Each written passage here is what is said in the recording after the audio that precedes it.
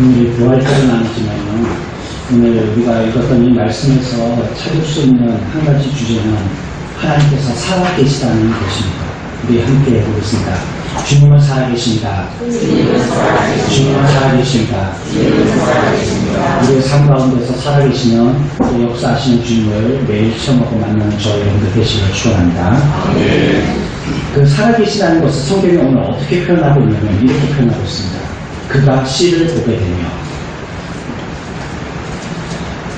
무엇인가를 본다는 것은요, 살아있는 사람만 할 수 있는 것입니다. 죽은 자는 볼 수가 없는 것입니다. 죽음의 눈을 감고 또 인지의 능력들은 다 떨어지게 되어서 그렇게 누가 했는지, 무슨 말을 하는지, 또 어떤 감각이 나를 갖다가 괴롭히고 기쁘게 하는지 알 수가 없는 거예요. 근데 살아있으면 보게 되는 것입니다. 살아있으면 눈을 뜨고 앞에 어른거리는 날아다니는 새를 보든지 지나가는 가족들의 모습을 보든지 다 볼 수 있는 것입니다. 살아서 움직이는 것, 볼 수 있다는 것이죠. 먼저 살아있다는 걸 얘기하기 전에요, 예수님의 죽으심을 먼저 얘기해야 합니다. 앞에 우리가 같이 복창했지만 주님은 살아계시죠. 근데 이 시간에 또 다른 말씀으로 우리가 같이 한번 생각을 해봐야 되죠. 같이 한번 해보겠습니다. 주님은 죽으셨습니다. 주님은 죽으셨습니다. 살았다는 게 조금 소리가 다르시네요. 죽었다니까 별 기분이 안 좋으신 것 같은데, 그래도 우리가 이것을 인정하고 믿어야 됩니다. 다시 한번 해보겠습니다. 주님은 죽으셨습니다. 주님은 죽으셨습니다. 우리가 그 사실을 모두 다 알고 있습니다. 주님은 죽으셨어요. 그의 죽으심은 사실이고요, 부인할 수 없는 명백한 증거가 있습니다. 그로 인해서 우리들은 주님이 부활하시고 산 것만 기뻐할 것이 아니라 주님의 죽으심을 통해서도 우리들은 즐거워할 줄 아는 자예요. 그의 욕구에는 창자국이 있었다라고 성경은 분명하게 우리에게 증언하고 있습니다. 그는 죽어서 지자들에 의해서 무덤에 누웠고요, 또 로마 병사들이 죽음을 확인하고 그의 무덤 문을 지켰다라고 얘기하고 있습니다. 만약에 예수님의 제자들이요, 예수님이 죽지 않으셨다면 주님을 홀로 남겨두지 않았을 것입니다. 죽으셨기 때문에 이제 더 이상 예수님과 같이 있을 수 없다라고 생각했기 때문에 예수님을 죽음의 무덤 앞에 그냥 홀로 두었던 것이죠. 그 몸에 죽은 자를 장사 지낼 때 바르던 향품을 가지고 바르려고 하지도 않았을 것입니다. 죽지 않으셨단 말이죠. 만약에 기절을 했다든지 아니면 그 시체를 누가 또 다른 데로 옮겼다든지 주님의 죽으심을 거짓말로 했다면 향품을 받으려고 갈 이유가 없겠죠. 이런 모든 성경에 얘기하고 있는 이러한 표현들이 모두 예수 그리스도가 죽으셨다는 것을 우리에게 분명하고 확실하게 증거하고 있는 것입니다. 주님이 사셨음에 대해서 우리가 주님을 찬양해야 되는 것처럼 주님이 이와 같이 분명하게 죽으심도 우리들은 우리의 찬양의 제목입니다. 그가 만약에 죽지 않으셨다면 저와 여러분들이 죽어야 했기 때문입니다. 그분이 우리가 영원히 멸망받아야 할 그 죽음의 멸망을 혼자 짊어지시고 죽으셨기 때문에 우리들은 이제 안 죽어도 되게 된 것입니다. 우리가 그분의 죽음을 확신하면 확신할수록 그분 안에 있는 사람들의 생명에 대해서 더욱더 우리들은 확신하게 되는 것입니다. 그러나 예수님은요, 그 죽음을 이기시고 지금도 살아서 역사하고 계십니다. 주님의 죽으심을 확신하듯이 주님의 살아계심도 확신해야 합니다. 그분의 살아계심도 확실한 증거로 입증되었습니다. 지금은 하나님의 우편에 앉으셔서 그곳에서 영원히 다스리고 계십니다. 우리는 죽으신 그리스도로 살아가는 것입니다. 하지만 영원히 죽지 않고 우리를 위해서 중보자가 되시기 위해서 다시 사신 것도 즐거워해야 할 제목인 것입니다. 그리스도는요, 자신의 죽으심을 통해서 우리들을 사셨어요. 이제 우리들은 그리스도의 피에 팔린 자가 되었습니다. 그분의 것이 되었어요. 그런데 만약에 주님이 죽으시고 완전히 이 땅에서 인간이 죽듯이 죽으시고 완전히 소멸되었다면 우리를 살리시고 난 다음에는 책임을 못 지시는 겁니다. 살리기는 살리셨는데 주님이 우리를 위해서 피 흘려 죽으셨기 때문에 우리의 죄를 대신해서 죽으셔서 우리를 살리셨는데 일단 살려는 놨는데 살린 이유를 책임 못 지신 거예요. 왜요? 주님이 죽어버리셨거든요. 왜 사셨느냐? 구원하신 주의 백성들을 영원히 안전하게 살리시기 위함입니다. 그래서 주님이 사신 겁니다. 그 주님의 죽으심으로 말미암아 우리의 인간들의 구원이 완전히 완성되었다면 주님은 다시 사실 필요가 없으셨겠죠. 그러나 주님은요, 주님이 구원하신 그의 백성들을 안전하게 영원히 보존토록 하기 위해서 다시 사셨음을 믿는 우리들이 되어야 되겠습니다. 그래서 살아났습니다. 그리고 지금 또 우리들을 안전하게 보호하고 계시고 지켜 보호하고 계세요. 뭐처럼요? 눈동자처럼. 여러분, 눈이 얼마나 예민한 줄 아시죠? 눈에 조그만 띠끌만 들어가도 참지를 못하죠. 눈물이 나고 따갑고, 하다못해 주방에서 이렇게 요리를 하시다가 그 작은 먼지, 작은 연기 이런 것만 들어가도요, 눈이 따가워서 눈물이 나고요. 뭐 그거 보이지도 않는 입자, 그게 들어가도 그렇게 눈은 예민하게 반응을 합니다. 그게 눈이에요. 근데 주님이 우리를 안전하게 돌보시니, 부활하셔서 살아계셔서 우리를 안전하게 돌보시니 마치 눈같이 돌보신다는 거죠. 예민하게 돌보신다는 거예요. 나는 지금 별로 주님의 돌보심을 느끼지 못하고 있는지 모르지만 그거는 우리가 몰라서 그렇지. 주님은 여전히 우리를 안전하게 지켜 보호해 주신다라고 말씀하고 있습니다. 그것은 주님이 뭐 하시기 때문에 살아계시기 때문입니다. 살아서 역사하시기 때문입니다. 우리의 믿음이 죽은 자를 믿는 믿음이 되지 마십시오.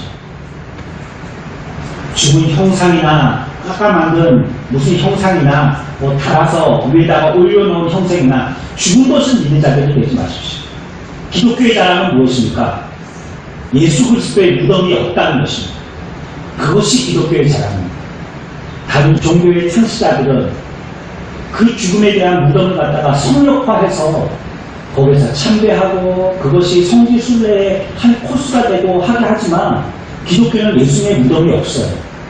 뭐 주님을 염했던 뭐 세마포가 발견되어졌다, 주님을 찔렀던 뭐 못이 발견됐다, 뭐 주님의 얼굴을 덮어놨던 수건이 그대로 얼굴 모양이 벗겨져가지고 발견됐다, 이런저런 얘기들이 하지만 여하튼지 간에 사실은요, 주님은 살아계신다는 것이죠.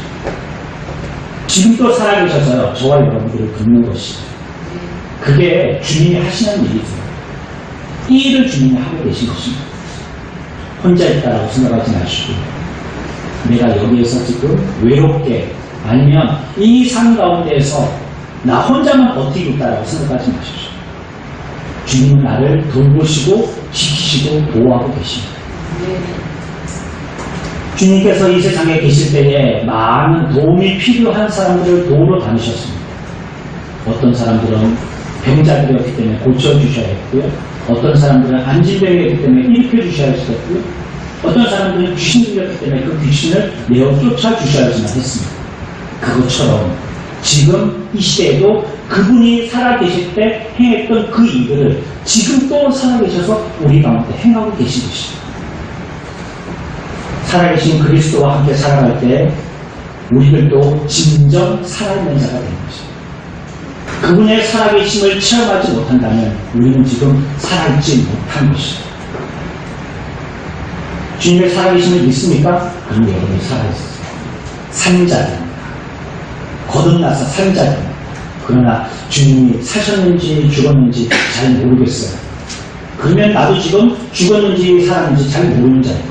우리가 오늘 이 말씀을 통해서 크게 두 가지입니다. 우리가 여기서 말씀 읽을 때 씨라는 단어가 나오는데 이 단어에 여러분들이 집중하시기 바랍니다. 씨는 후손이라는 뜻도 있고요. 땅에 묻는 식물의 씨앗이라는 의미도 있겠습니다. 뭐든지 의미는 통하니까요. 괜찮고요. 그 의미를 따라가시면 되겠고요. 첫 번째 우리가 생각할 것은요, 주님이 죽으셨기 때문에 후손이 낳게 됐다는 것입니다. 우리 같이 한번 해봅시다. 그리스도의 죽음이 후손을 낳았습니다.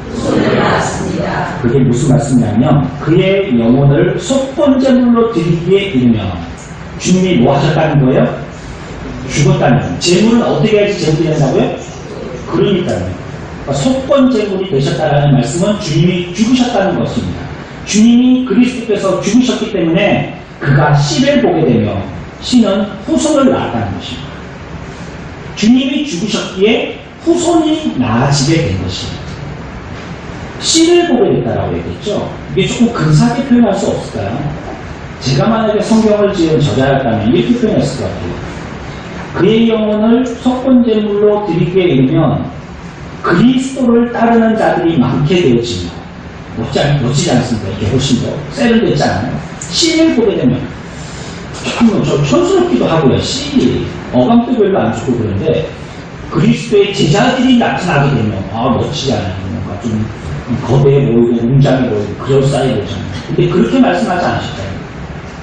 그가 씨를 보게 되며 후손이라는 표현을 얘기할 때 씨를 보게 되며 이렇게 얘기하고 있습니다.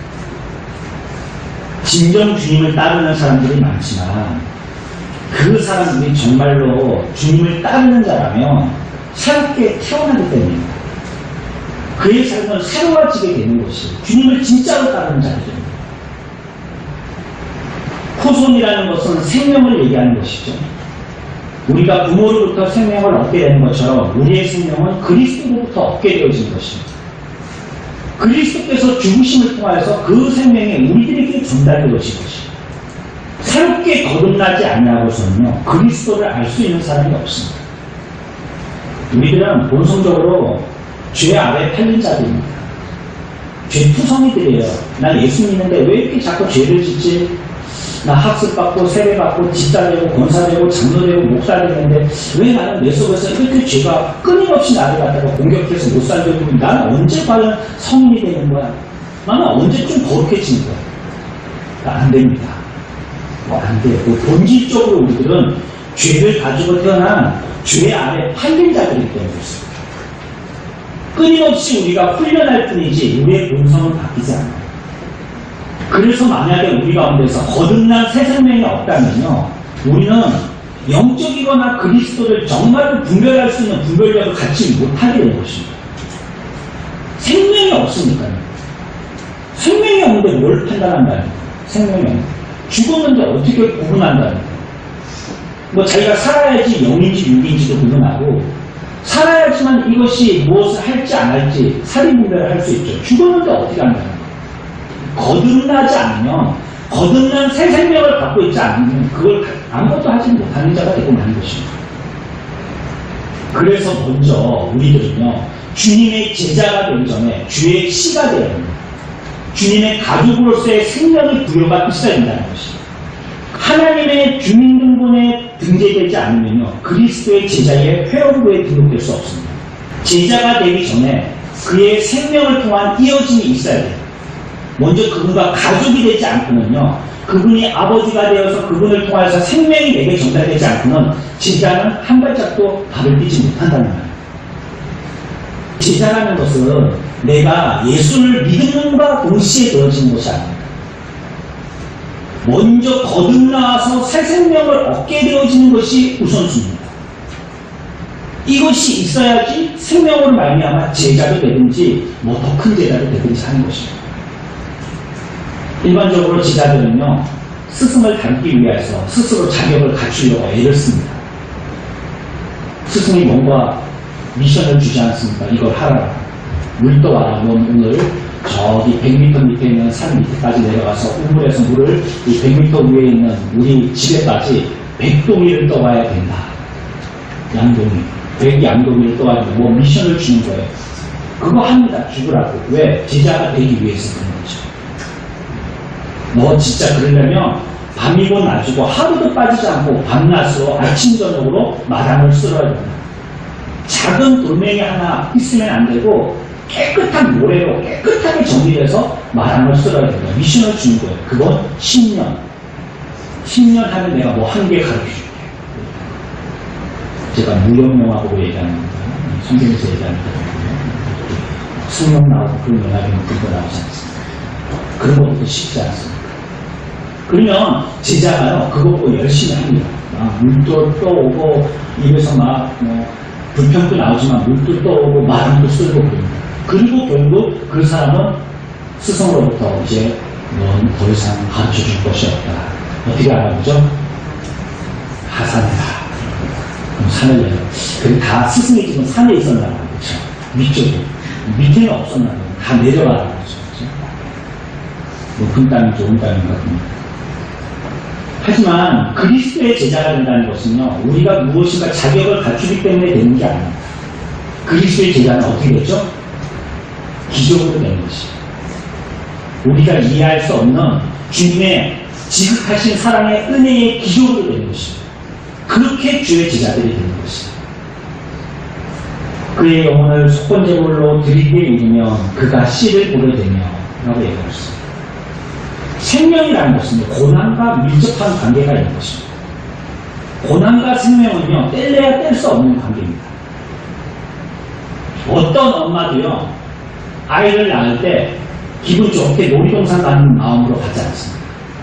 고통 가운데 아이를 출산합니다. 어떤 아이도요, 그 아이가 성장하기 위해서는 많은 고통을 거치게 되는 겁니다. 그래야지 참 생명으로 성장하게 되는 것입니다.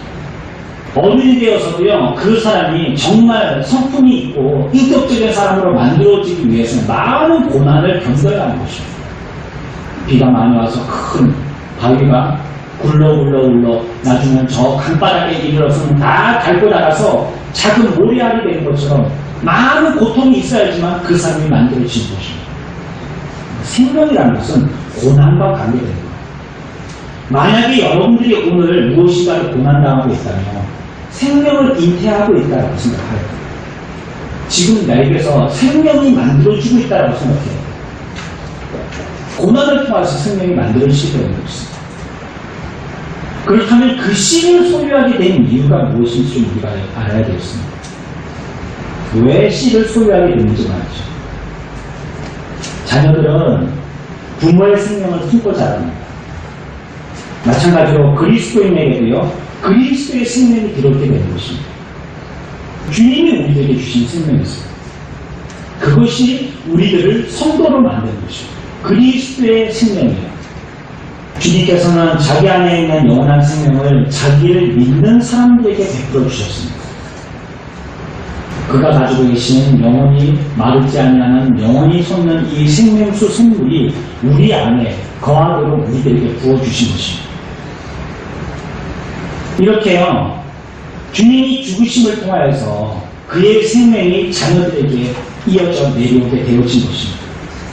또한 우리들 생각할 것은요, 하나, 이 씨라는 것은 생명을 얘기하는 것이지만 그 생명을 가지고 있으나 생명을 가지고 있다가 생명을 죽인 자도 있다는 거예요. 안타깝지만요. 생명을 품었을 때는 너무 감사하지만 그 생명을 갖고 있다가도 죽여버린 자도 있다는 것입니다. 많은 사람들이요, 잘 만들어진 인형과 같이요, 자기 신앙에 생명력 없는 삶을 사는 사람들이 있어요. 자기들은 자기 스스로가 생명의 빛을 품고 있다고 생각하지만 그것이 착각입니다. 생명이 없는 사람이에요. 종교라는 근사한 옷을 차려입고요, 도덕적 가치라는 보석으로 장식을 해서도요, 그 모습은 그 사람에게 잘 어울릴만 하지만요, 그것은 단지 육신의 자녀일 뿐이지 살아계신 하나님의 자녀는 아닌 것이에요. 아무리 그러한 옷을 잘 갖춰 입었다 할지라도 그에게 그리스도의 생명이 없으면 그는 죽은 자일 뿐이에요. 그저 옷을 잘 갖춰 입은 멋진 신상품의 옷을 입은 마니킹에 불과합니다.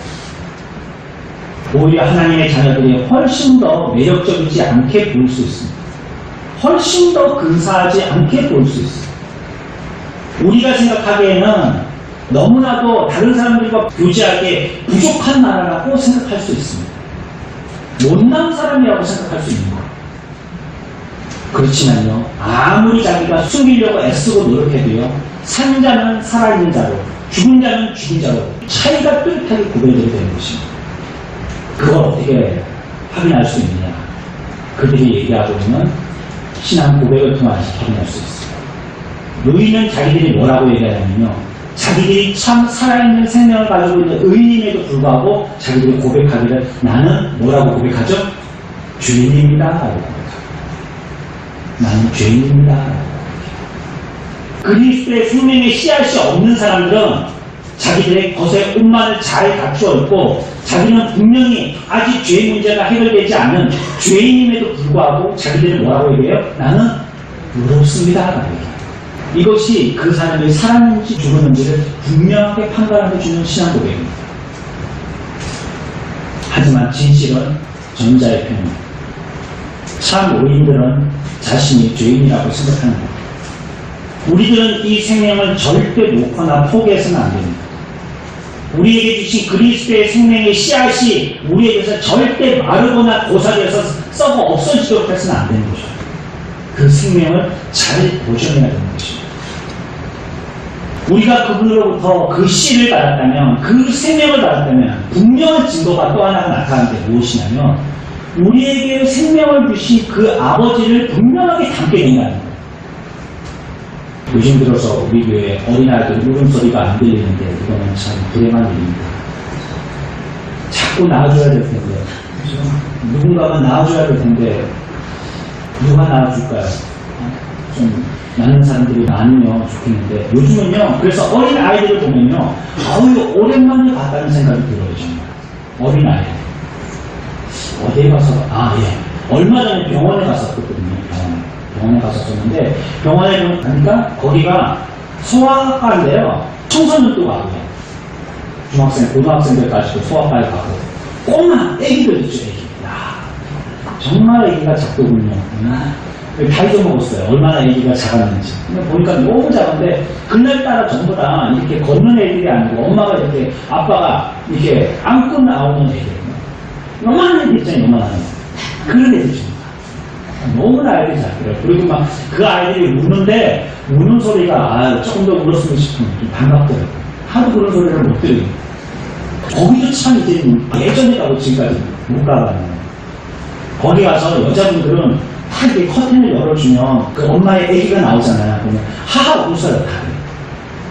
그러면서 한마디씩 하는 말이 있어요. 꼭 지 아빠, 엄마 닮았다는 얘기는 잘 안 하시고, 그렇죠? 낳기는 엄마들이 다 낳는데 꼭 지 아빠 닮았다고 풀빵이 이렇게 얘기해요. 풀빵이 이렇게 하세요. 얼마 전에도 우리 교회 어떤 아이를 보고 누가 그렇게 얘기하신 걸 들었어요. 아빠하고 꼭 닮은 풀빵이 이렇게 했어요. 그게 뭡니까? 그 아이는요, 그 부모의 뭘 갖고 있다는 거예요? 씨를 갖고 있기 때문에, 생명을 갖고 있기 때문에. 그래서 씨를 갖고 있다는 건, 그 부모의 생명을 갖고 있다는 것은 그 부모를 뭐 한다는 뜻이에요? 닮는다는 뜻이에요. 그분이 속건제물이 되셔서 우리가 그 씨를 받았다고 했잖아요. 그러면 우리들은 누구를 닮게 된다는 말이에요? 그리스도를 닮게 된다는 거예요. 그 다른 사람들이 우리를 보고 얘기해야 돼요. 야, 김집사 완전히 그리스도하고 풀빵이네, 이렇게 얘기해요. 뭐가 닮았어? 도대체 뭐가 닮았는데? 하나도 안 닮았네. 이제는요, 과연 우리에게 씨가 있는 걸까요? 우리에게 씨가 있다는 말이에요. 부모를 닮는 게 기정사실이잖아요. 진실함으로 예수를 믿고 그 안에 생명과 능력을 소유한 사람은요, 예수님 같이 됩니다. 그 사람은. 예수님의 인격으로 그 삶의 변화를 가지게 되어집니다. 그리스도께서 자신을 전적으로 하나님의 일과 영광을 위해서 바친 것처럼요, 믿는 자들도요, 그와 동일하다는 점에서 예수님을 사랑하는 사람이고요, 그 사람은 살아있는 사람입니다. 그도 똑같은 일을 한다니까요. 주님이 인류를 위해서, 구원을 위해서 죽으신 것처럼 그들도요, 구원과 인류를 위해서 죽는 자가 되더라고요. 왜? 그 씨가 우리에게.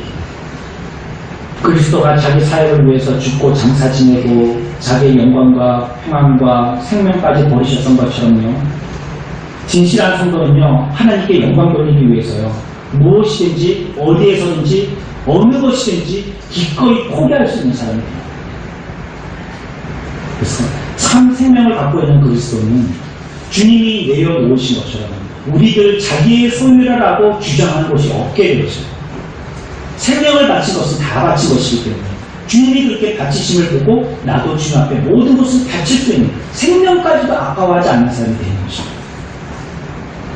이게 노력하고 배워서 되는 게 아니에요.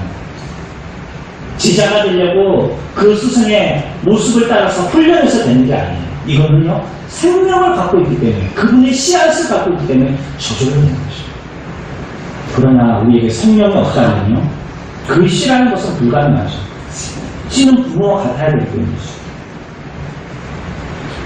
오랜 본성은 그리스도를 닮은 우리의 모습을 더럽히고 희미하게 만들었습니다.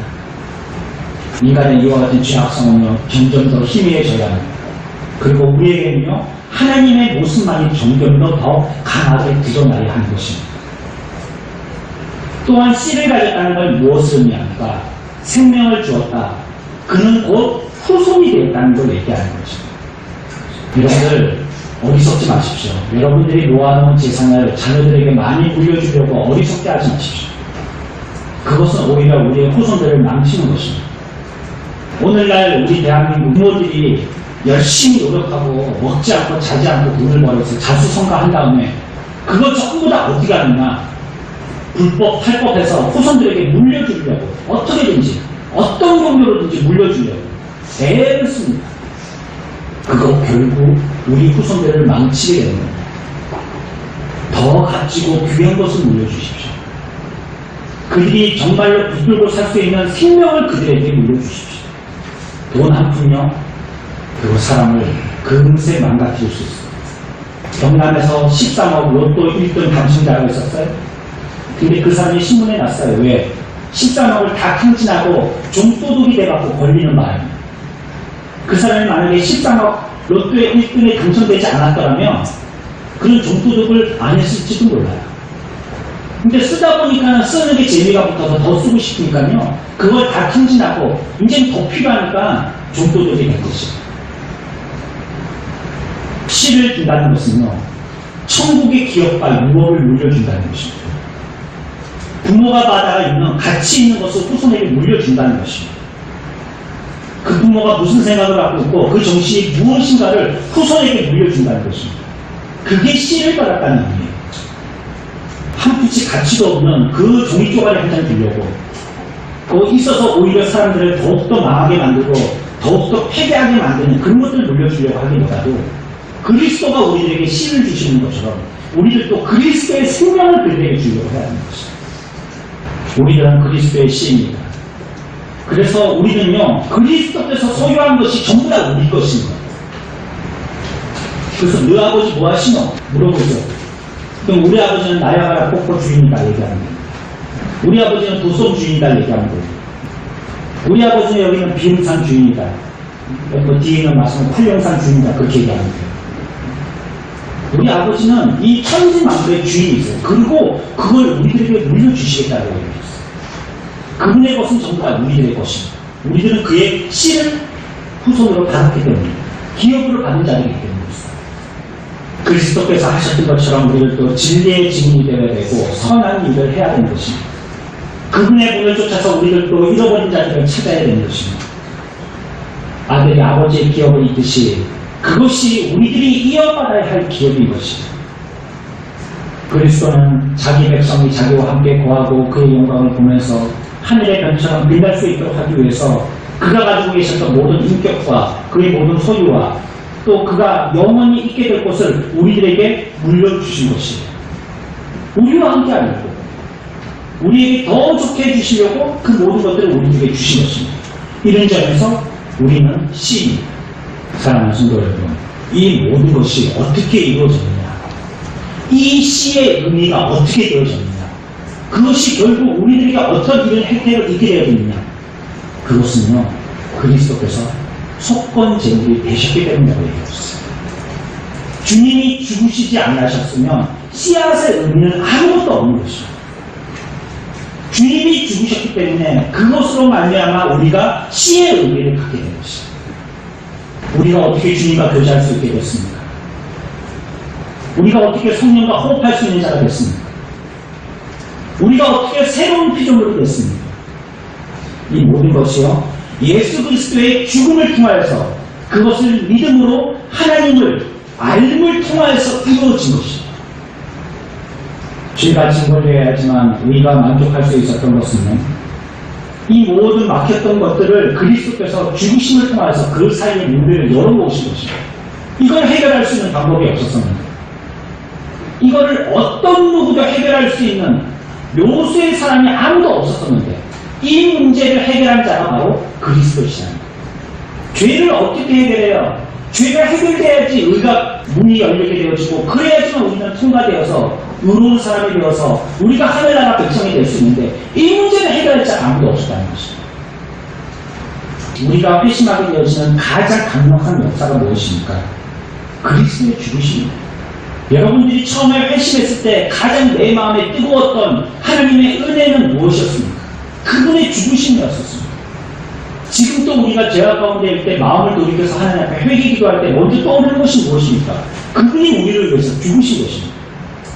그 사건이 우리를 감동케 한 것이고, 나의 모든 행위의 죄악들을 바르게 보게 한 것이고, 회개당으로 나오도록 양심이 촉구하도록 한 것이 바로 그분의 죽으심입니다. 죽음 속에서 보여주신 그 사랑이 우리의 존재의 가장 깊은 곳을 건드리고요, 이전에 몰랐던 열정 속에서 우리들을 이끌고 가는 것입니다. 그래서 이제는 이전에 우리가 매력적으로 보이는 것들도요, 우리 마음속에서 미워하는 자가 되고, 한때는 그토록 주저하고 거부했던 것을요, 이제는 마음껏 순종할 수 있는 사람이 되는 것입니다. 이 구속의 사랑이 죽음을 통하여서 우리의 모든 인류를 변화시키신 것입니다. 우리가 두 번째로 생각할 것이 있습니다. 첫 번째는 무엇이었죠? 그리스도께서 죽으심으로 후손이 났다는 것이죠. 두 번째 생각할 것은요, 그 후손을 낳는 일이 계속 된다는 것입니다. 그 후손은 다른 말로 계속 이어져 내려올 것이야.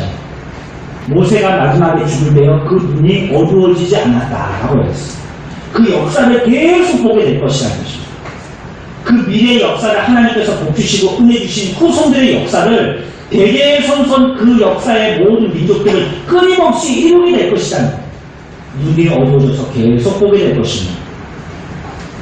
그 씨를 보게 될 것이며, 하나님이 우리 그리스도인 된 저와 여러분들에게 내려주신 이 씨의 복을 지속적으로 우리는 보게 되고 이어지게 될 것이다라고 말씀합니다.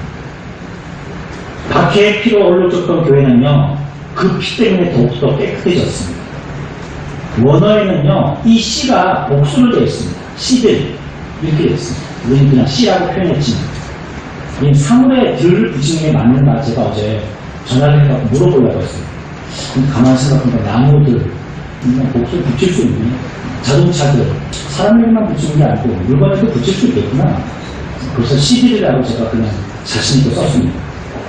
이렇게 쓴다면 해석하기 조금 이해가 쉽겠어요. 그러니까 그가 그 씨들을 보게 되면 이렇게 해석할 수 있다는 것입니다. 이 땅이 만약에 하나님의 교회가 멸절되는 것이 가능했다면요, 교회는 벌써 없어져야 됩니다. 수백 년 전에요, 이 시대에 많은 핍박들이 있었습니다. 이 땅에도 핍박이 있었고요, 예수님이 믿는 사람들이 있는 곳에 많은 핍박들이 있었습니다. 그리스도인들이 당하는 고난을 보면서 굶고 조롱했던 사람들이 있던 곳이 있습니다. 로마에 가면 한 곳씩 들게 된다는 콜로세움이라는 경기장입니다. 수천의 그리스도인들이 거기에서 맹수들의 먹이가 되었습니다. 하지만 우리가 확인할 수 있는 것은요, 그 시대에 그렇게 견고하고 탄탄하게 서있던 콜로세움은요, 지금 폐허가 되어 있습니다. 겨우 보존해서 관광지처럼 만들어놨습니다. 그때 죽었던 그리스도인의 피가 오늘날 하나님의 교회는 더 견고하고 강하고 튼튼하고 영광스럽게 서 있다는 것입니다. 그리스도인들에게는 온갖 형태의 고문이 자행되었습니다. 가는 곳곳마다 그리스도인들은 동물처럼 사냥되었습니다. 어떤 경우에는요, 황소풀에 받치도록 황소들 때 가운데 던져졌습니다. 어떤 경우에는요, 쇠로 만든 의자를 빨갛게 밟은 다음에 그 위에 그리스도인들을 묶어서 앉혔습니다. 어떤 경우에는요, 온몸에 단 꿀을 잔뜩 바르고 그곳에 말벌통을 열어서 말벌대에 쏘여서 죽게 만들었습니다. 어떤 때에는요, 사람들을 말들이 뛰어다니는 말우리 가운데 집어던져서 말에 밟혀서 걸레처럼 너덜너덜해서 죽게 만들었습니다. 어떤 때는요, 산채로 장작더미 위에서 불태워진 사람들도 있고요. 어떤 경우에는 콜로세움처럼 많은 사람들이 지켜보고 조롱하고 비웃음거리가 되어가면서 맹수들의 먹이로 그 모든 사지가 그 운동장 사지에 떨어져 나가는 이러한 모습도 있었습니다. 어느 이른 아침에 스미드 필드라는 곳에 수많은 사람들이 걸어가고 있었습니다. 근데 그 많은 사람들이 그 길을 걸어가고 있는 모습을 보고 누군가가 물었습니다. 당신들은 지금 어디로 가고 있습니까? 그 사람들은 얘기했어요. 예, 우리는 지금 스미스필드로 가고 있습니다. 무엇 때문이죠? 예, 우리는 우리를 지도해 주셨던 목사님의 화형식을 보기 위해서 가고 있습니다. 다시 묻었습니다. 당신들은 도대체 무엇 때문에 그가 화형당하는 걸 보고 싶어 하는 거죠? 그래서 얻게 되는 게 뭐죠? 걸어가고 있는 그 사람들이 대답했습니다. 우리도 그 길을 따라가기 위해서입니다. 마치 선생님이 자연 학습시키러 밖에 데리고 나오면 학생들이 선생님의 길을 따라서 계속 쫓아가듯이 그 목사님의 가르침을 따라서 자기들도 그와 같이 하기 위해서 그분의 가신 걸음을 같이 따라간다는 거죠. 오늘날 또 예수님을 따르는 모든 사람의 마음속에 악한 생각과 원망과 불평과 미움과 시기와 압독과 원함과 성령과의 소원함이 이미 오늘 보여준 그리스도를 따라서 고난받고 죽기 위해서 그 길을 따르는 우리의 삶이 되어야 됩니다. 그리스도의 신은요, 그리스도께서 지키시는 거예요. 오늘날 수많은 거짓과 오류들이 그리스도의 교회를 파괴하려고 끊임없이 시도하고 있습니다. 이단들은 정통교회를 오히려 고소하고요, 집단으로 몰려와서 시위를 하고요, 자신들의 비유와 거짓이 드러나지 못하도록 무력으로 행세를 합니다. 교회 안에는 진리의 말씀보다도 사람들의 비위를 맞추기 위해서 그런 일들을 하느라고 파렴치고 있습니다. 이론보다도 성경의 진실한 진리보다도 실용을 앞세워서요, 교회를 무질서하게 만듭니다. 오늘날 우리 선조들로부터 받았던 신앙의 정신과 역사들을 무시한 채 현대성만을 강조합니다. 그래서 오늘날 교회 가운데 있는 팽배해 있는 거짓 진리는 무엇이냐? 새 것은 다 좋은 것이라는 것입니다. 새 것이 다 좋다는 것입니다. 옛날 것들은 없어도 되고 다 없애버려야 될 것이고 새 것이다 좋습니다. 오늘날 한국 기독교회를 대표할 수 있는 건축물이 뭐가 있습니까? 저는 창신중학교 출신입니다. 이 지역에 마산입니다. 제가 있을 때요, 그 옆에 있던 호주 선교사들이 지었던 멋진 2층짜리 건물이 있었어요. 역사적인 건물이죠. 근데 학교가 이전하면서 포크레인으로 찍어서 다 무너뜨려버렸어요. 그리고 비슷하게 지어서 지금 공항동에 세워놨습니다. 그건 가짜입니다. 모여. 벽돌 한 장이요, 이따 나옵니다. 요즘으로 지금 블럭 한 장 나와요. 거기에 나무들은요, 대들보나 뭐 지주나 이런 나무들은요, 또 저기 북한에서 갖고 왔대요. 뭐 무슨 한에서 갖고 왔는지는 모르겠는데 듣기로 그렇다고요. 새 것만 좋은 거예요. 옛 것은 안 좋은 거예요. 옛날 것은 취급도 안 해요. 개혁주의라는 것은요, 구시대의 것을 고수하자는 것이 아닙니다. 성경이 말씀하신 대로 바르게 배워서 성경의 진리대로 회개하자는 것입니다. 옳은 것으로 돌아가자는 것입니다. 그렇기 때문에 그 진리는요, 오히려 우리에게 사는 이 현대적인 적용이 더욱더 핵심입니다. 옳은 것을 어떻게 올바르게 우리들이 실천해 나갈 것인가. 그게 개혁주의예요. 개혁주의 고리타분하고 재미도 없고 옛날 걸 고수하고 찬송도 옛날 찬송이나 부르고 고리타분한 게 아니에요. 교회 안팎의 상황은 분명히 어제보다 더 나빠졌습니다. 하나님은 살아계신 것 같지만 교회는 멸절되어 가는 것처럼 보입니다. 그러나 결코 그렇지 않습니다. 지금도 악하고 어리석은 시도들이 계속 자행되고 있습니다. 악한 자들은 더 악하고 무지한 자들은 더 무지하고 불순종하는 자들은 더 불순종합니다. 그러나 살아계신 하나님은요, 여전히 우리를 대신해서 싸워주실 것입니다. 그리고 그 씨가 멸절되지 않도록 보호하고 지키실 것입니다. 왜냐하면 그 씨는 그리스도의 씨이기 때문입니다. 이 씨는 그분으로부터 생명을 받는 것입니다. 우리 주위에는 그리스도인이라고 고백하지만 사실은 그리스도인으로 살기를 스스로 선택하는 사람들이 얼마나 많은지 모릅니다. 선택을 한다, 내가. 필요할 때는 그리스도인이고 부끄럽고 손해가 될 때에는 그리스도인이 아닌 것처럼 행동하는 사람들이 많더라는 것이죠. 청문회에 나와서 안 해도 될 말을 왜 해요? 당신이 집사야 나도 집사인데 둘 중에 한 사람은 거짓말하고 있습니다. 생방송으로 모든 국민들이 다 보고 있는 카메라 앞에서 서로 거짓말하면서 누가 거짓말하는 거야 이러고 있습니다. 그건 왜 얘기해요? 그냥 저래라는다고 얘기하지. 아예 말을 하지 말든지. 거짓말을 하라는 게 아니고 답답해서 내가 하는 소리입니다. 선택한다는 거 선택. 어느 때 내게 물질적으로 조금 유익이 있을 때는 그래도 신앙을 내세울 수 있을 때는 나 그리스도인이다 얘기하는데, 물질적으로 조금 손해를 본다든지 명예가 떨어진다든지 자존심이 상한다든지 할 때는 그리스도인이고 뭐가 없는 거예요. 말하지 말아라. 교회 다닌다. 저 사람한테는 교회 다니는 거 모르게 해요. 자기가 선택하는 거예요.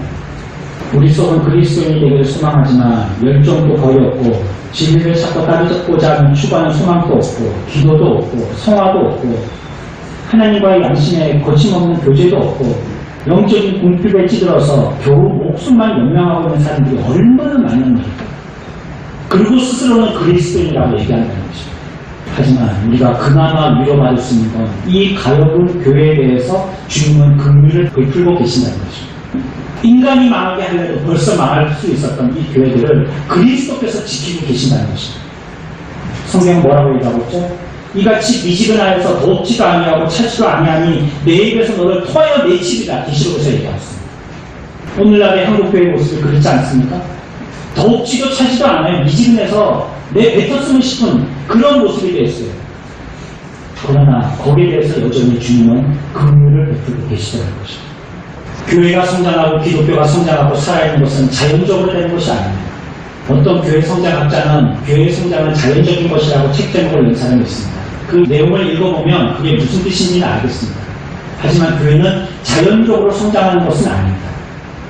교회는 끊임없이 하나님에 의해서 그리스도에 의해서 그 생명이 그에게 이어짐으로 자라게 되는 것입니다. 그리스도의 생명이 없이는 교회는 1cm도 자랄 수 없습니다. 태양과 달이 존재하는 하나님, 어린 양을 따르는 사람들의 무리가 있는 한 언제나 그 교회는 보존될 것입니다. 열왕기상 19장에는 엘리야가 말합니다. 오직 나만 남았거늘 너희가 내 생명을 찾아 취하려 하나이다 하고 얘기하고 있습니다. 그 사람이 소수일지라도 바알에게 무릎을 꿇지 않은 수천 명의 사람들이 하나님 앞에서 남겨놓는 하나님의 역사는 그때에 있는 것입니다. 저희들 우리들은 그리스도의 씨입니다. 우리들은 그리스도의 씨가 되게 하신 것입니다. 이 생명을 부여받은 이 시대에 사명받은 저 여러분들이 이 땅에서 어떻게 이 생명을 유지하고 보존하고 더욱더 성숙시키고 나가야 할지 우리들이 안고 있는 과제입니다. 정리하고 마치겠습니다. 오늘 우리들에게는 씨라고 말씀하고 있어요. 이 씨가 있기 위해서는 그리스도가 먼저 죽으셔야 되겠고요. 그러나 그 죽으심을 통해서 주님은 영원히 우리와 함께 살아계십니다. 씨라고 말씀하신 것은 그분이 살아서 그 생명을 우리에게 주셨다는 것을 얘기하고 있습니다. 우리가 첫 번째 오늘 읽은 이 말씀에서 생각할 것은요. 그 씨로 말미암아 그리스도의 후손이 그리스도의 죽음이 그의 후손을 낳게 되었다는 것입니다. 두 번째 우리가 생각할 것은요. 그 후손을 낳는 일은 끊임없이 지속될 것이라는 것입니다. 우리가 당장 하고 있는 일들이 앞이 안 보이는 것 같이 암울하지만 그러나 실망하지 말고 소망을 잃지 마십시오. 우리가 그리스도의 씨가 되어서 우리를 그리스도께서 보존하여 주시고